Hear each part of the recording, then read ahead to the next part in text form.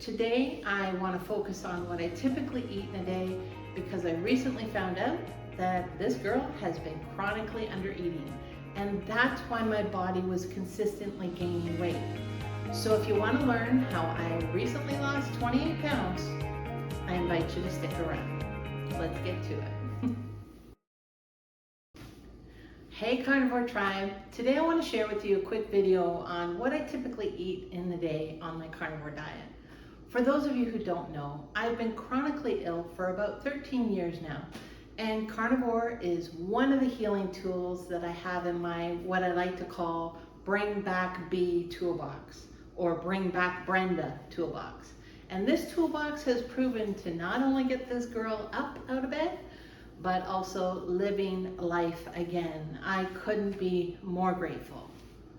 I will do more videos on what challenges I had to overcome to be here with you today, but I will do that in the future. Today, I want to focus on what I typically eat in a day because I recently found out that this girl has been chronically undereating, and that's why my body was consistently gaining weight. So prior to going to carnivore, I would typically wake up in the morning and I'd have a bulletproof coffee. And to be honest, I'd have to say that I kind of do miss that. But it's not a game changer at all. And then I would fast because of the coffee. I would fast till about noon, 1 o'clock in the afternoon, and then typically only have 2 meals a day. As I just mentioned, I found out that for years I've been undereating, and that's why my body is consistently gaining weight. It wasn't getting the nutrition that it really needed. But since joining the Steak and Butter Gang and receiving some one-on-one coaching with Coach Raymond, I have been able to finally release some weight, and now I seem to be losing inches while the scale doesn't move. I know, it's a totally new experience for me, but I suspect it's because I'm way more active than I was just 2 months ago, and way more active than I have been for the last 13 years. So basically, my body's building back some muscle, nice and slowly. So let's get into what the purpose of today's video is, and that is, what do I eat in a day? Well, I start off with my trusted ice from the freezer. I load up my water bottle. You know, when a girl or when anyone lives in the tropics, it's really important to hydrate yourself. And not only do I like to have it nice and cold, but I also add my trusted Redmond's real salt. I also like to try to drink about an ounce for half of my body weight. A lot of people don't believe in this, but I find that for my condition, it definitely helps, and especially living in the tropics where it feels like a constant sweat fest. I find that that's a good amount for me to drink daily. So I do this, I don't know, maybe 6 times a day, 7 times a day. I fill up this bottle. And let's get into some cooking. Okay, and for breakfast, my favorite meal of the day now, it never used to be, but I have 3 fried eggs and lots of butter. And I usually have 2 to 3 pieces of bacon. And this is all pre-cooked on the weekend, so you can see that good old fat, nice and cold on the bacon. And this is my lunch.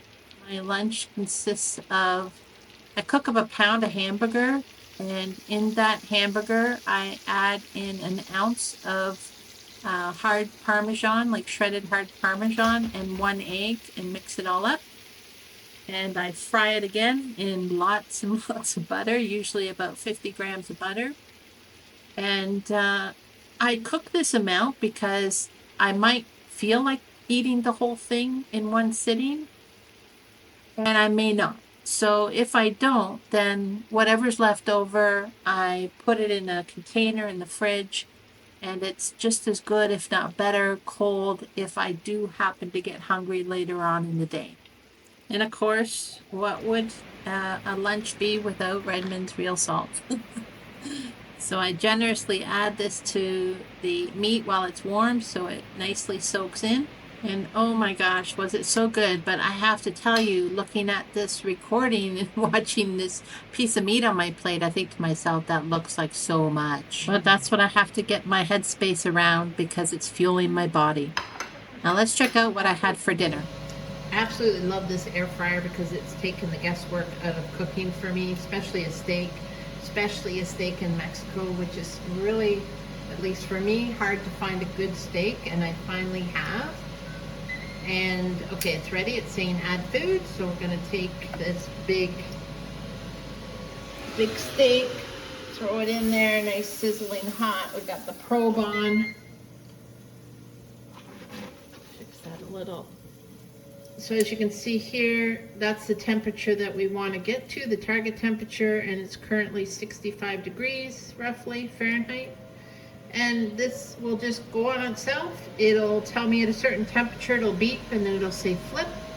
I'll flip it.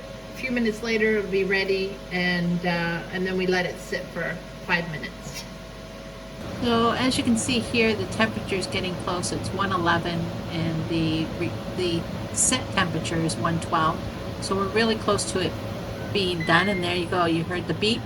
It even tells you to get the food. It's pretty idiot-proof, this air fryer, but I absolutely love it. I've literally never had a bad steak. Now I set this to more of a rare steak, like a medium rare, but more towards the rare side.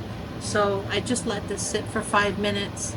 It'll beep again telling me that it's ready, and we'll have a look at how this one turned out. And of course we get the beep again, the trusted beep, and I'm gonna slice into this beautiful piece of meat. You'll be able to see perfect doneness, at least for my taste. It was absolutely delicious. I ended up not having the whole steak. I had about half of it for dinner. Again, I try to overcook because I'm eating until full, and that's what I ate today. Well, before I go today, I just want to say, if you enjoyed this video, please like, share, or leave a comment even, because it'll help me know if I'm on the right track to help you out. My intention with this channel really is to build a community of not only like-minded people, but people who believed that there was really no hope. I was there. I was in bed with eye covers on and earplugs in for 13 years doing very little movement. And I want to make sure that if you're out there struggling, you know there's hope. You know that there is a way to heal the body. It might not be exactly how I did it, but I hope to bring you the tools that I have in my toolbox, and then at least you can see if they resonate with you or they do the same thing for you. And that's what my hope is. So have a wonderful day, everyone. Stay blessed, and we'll see you next time. Bye for now.